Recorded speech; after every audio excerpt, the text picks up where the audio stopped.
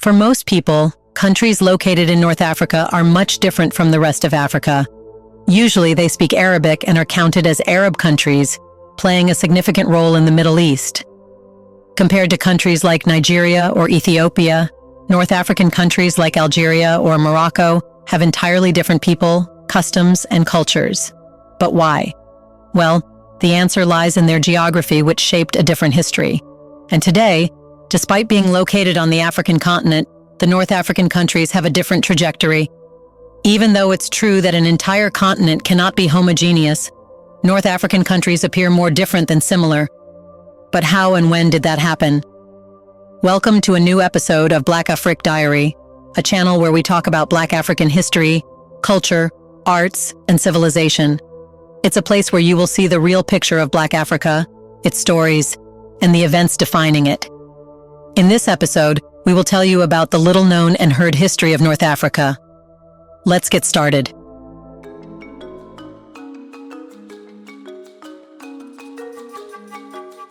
North Africa, sometimes referred to as Northern Africa, includes the northern part of the African continent, with the exact boundaries of this region being uncertain.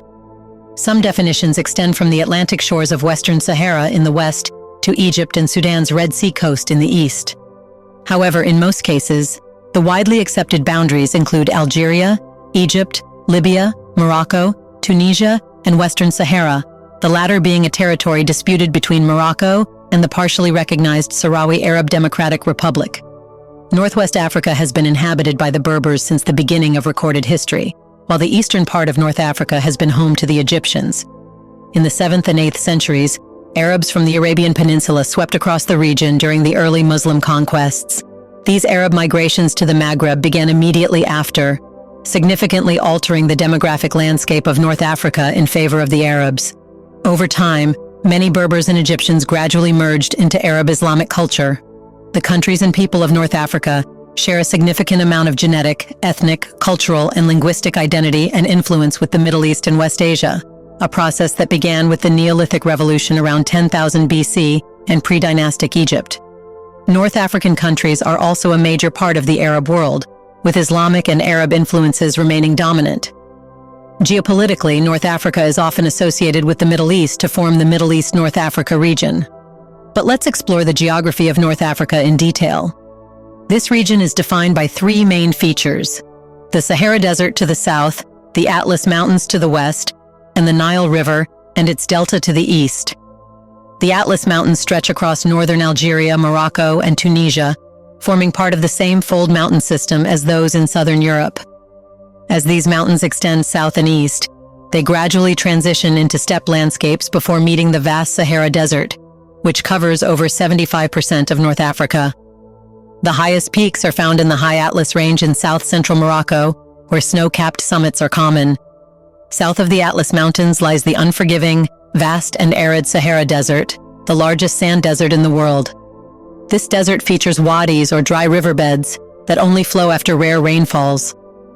Major landforms in the Sahara include ergs, which are vast seas of sand forming large dunes, hamadas, which are flat rocky plateaus devoid of soil or sand, and regs, which are desert pavements.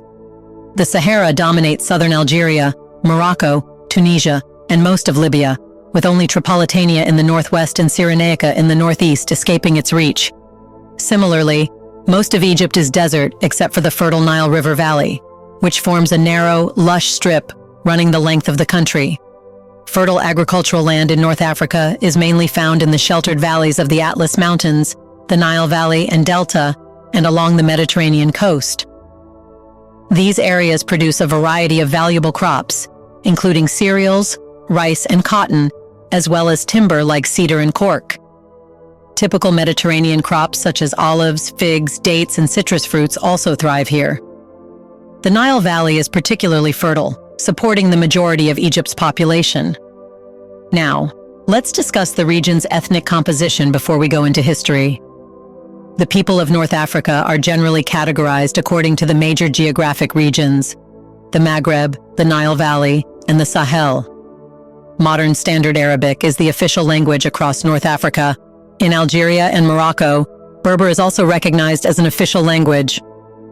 French serves as an administrative language in Algeria, Morocco, and Tunisia. The most spoken dialects include Maghrebi Arabic, which dates back to the 8th century AD, and Egyptian Arabic. Arabs are the largest ethnic group in North Africa. In Algeria and Morocco, Berbers form the second largest group after the Arab majority. Arabs constitute 70% to 80% of Algeria's population, 92% to 97% of Libya's, 67% to 70% of Morocco's, and 98% of Tunisia's. Berbers make up about 20% of Algeria's population, 10% of Libya's, 35% of Morocco's, and 1% of Tunisia's. The region is predominantly Muslim, with a Jewish minority in Morocco and Tunisia and a significant Christian minority, primarily Copts, in Egypt. There are also Christian communities in Algeria, Morocco, Libya, and Tunisia. Today, most people in the Maghreb and Sahara regions speak varieties of Arabic and follow Islam. Arabic and Berber languages are distantly related, both belonging to the Afro-Asiatic language family. The Tuareg Berber languages spoken in the Sahara are notably more conservative compared to those of the coastal cities. Over the years, Berbers have been influenced by contact with various cultures, including Egyptians, Greeks, Punic people, Romans, Vandals, Arabs, Europeans, and Africans. Thus, the cultures of the Maghreb and the Sahara blend Arab, indigenous Berber, and African elements. In the Sahara, there is a clear distinction between sedentary oasis inhabitants and nomadic Bedouin Arabs and Tuaregs. Egyptians have shifted their language over the centuries from Egyptian to modern Egyptian Arabic, while maintaining a strong sense of national identity that sets them apart from other people in the region. Most Egyptians are Sunni Muslims, but there is a significant minority of Coptic Christians, who are the largest Christian denomination in the Middle East and North Africa. The Maghreb once had a significant Jewish population, most of whom emigrated to France or Israel when North African nations gained independence.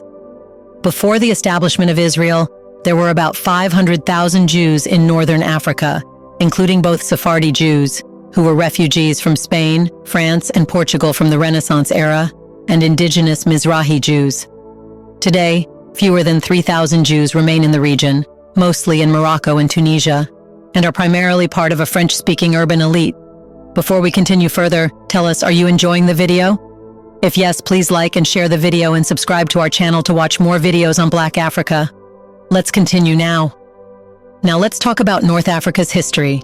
The Maghreb, or Western North Africa, has been home to the Berbers since at least 10,000 BC. Meanwhile, the Nile Valley in eastern North Africa has primarily been inhabited by Egyptians and Nubians. Ancient Egyptian records show extensive contact with people in their western desert, who appear to have been Berber or Proto-Berber. Rock art findings in the Sahara, such as those at Tassili Niger, indicate that the region hosted various populations before its rapid desertification around 3500 BC. Today, the Sahara still supports small populations of nomadic trans-Saharan peoples. Laboratory examinations of the Ouan Muhugiag and Tinhanakhatan child mummies suggest that the Central Saharan peoples from the Epipaleolithic, Mesolithic, and Pastoral periods had dark skin complexions. Archaeological evidence from the Holocene period reveals that Nilo-Saharan-speaking groups populated the Central and Southern Sahara before the influx of Berber and Arabic speakers about 1,500 years ago, who now largely inhabit the modern Sahara. But even a prehistoric history of North Africa exists. Some researchers suggest that North Africa, rather than East Africa, might have been the exit point for the first modern humans who left the continent during the out-of-Africa migration. Central North Africa's earliest inhabitants have left significant archaeological remains. For instance, early hominid occupation sites have been found in Ain el-Hanich near Saida, dating back to around 200,000 BCE. More recent investigations at this site have uncovered signs of Oldowan technology, pushing the date back to as early as 1.8 million BCE. Discoveries in Jebel Irhoud, Morocco, have yielded some of the oldest Homo sapiens remains. These findings suggest that early Homo sapiens may have been present across Africa up to 100,000 years earlier than previously thought, rather than originating solely in East Africa around 200,000 years ago. Jean-Jacques Houblin, a study author, explained that early Homo sapiens likely dispersed across the continent, with different parts of Africa contributing to the emergence of modern humans. A wetter climate around 330,000 to 300,000 years ago created a green Sahara, facilitating this spread. This continental dispersal may mean that the rise of modern humans occurred on a larger scale, rather than being confined to one region of Africa. In September 2019, scientists used 260 CT scans to create a virtual skull shape of the last common ancestor of modern humans. This research suggests that modern humans arose between 260,000 and 350,000 years ago through a merging of populations in East and Southern Africa. Cave paintings at Tassili Niger in Algeria and other sites depict lively scenes of daily life in central North Africa during the Neolithic subpluvial period in about 8,000 to 4,000 BCE. North Africa began to participate in the Neolithic Revolution in the 6th millennium BCE, just before the Sahara's rapid desertification around 3,500 BCE, which was largely due to a shift in the Earth's orbit. During this time, domesticated plants and animals were introduced to the region, spreading from the north and east to the southwest. There appears to be a link between rapid drying areas and the introduction of livestock, where natural aridification was intensified by grazing, which led to the spread of shrubs and open land. Despite this, ecological changes in northern Africa after 3,500 BCE set the stage for the rise of dynastic civilizations and the construction of monumental structures like the pyramids of Giza. Archaeological evidence indicates that settlements in Nubia existed as early as the late Pleistocene era and from the 5th millennium BCE onwards. However, there is scant evidence of human presence in the Egyptian Nile Valley during these periods, possibly due to issues with site preservation. Several scholars argue that the origins of Egyptian civilization stem from pastoral communities that emerged in both the Egyptian and Sudanese regions of the Nile Valley in the 5th millennium BCE. When Egypt entered the Bronze Age, the Maghreb region remained focused on small-scale subsistence with highly mobile groups. During the 7th century BCE, Phoenician and Greek colonies were established along the Mediterranean coast. In ancient times, and during the Roman period, Western North Africa flourished with notable civilizations such as Carthage, Numidia, and Mauritania. The Phoenicians, famed for their maritime prowess, established settlements throughout the region, including Carthage and parts of present-day Morocco like Chella, Essaouira, and Volubilis. Carthage, founded according to Roman legend by the Phoenician princess Dido, emerged as a major commercial hub with a powerful navy, though it heavily relied on hired soldiers for its ground forces. As history progressed, the Romans gradually conquered all Carthaginian territories, consolidating them into the Roman province of Africa by 146 BC. This expansion led to tensions and conflicts with neighboring Numidia. The ensuing Numidian Wars were pivotal, showcasing new military leaders like Gaius Marius and Sulla, who challenged Rome's traditional reliance on citizen soldiers. The Kingdom of Mauritania, however, retained its independence until Emperor Claudius annexed it into the Roman Empire in 42 AD. North Africa thrived under Roman rule, contributing influential figures like Augustine of Hippo until the early 5th century.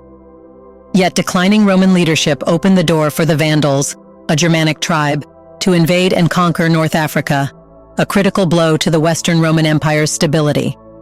Following the Vandals' conquest, North Africa became a contested region, straining Roman resources during external threats such as the encroaching Huns. Despite Roman efforts to reclaim their lost territories, notably in 468 AD, these endeavors ultimately failed, marking a symbolic decline for the Western Roman Empire.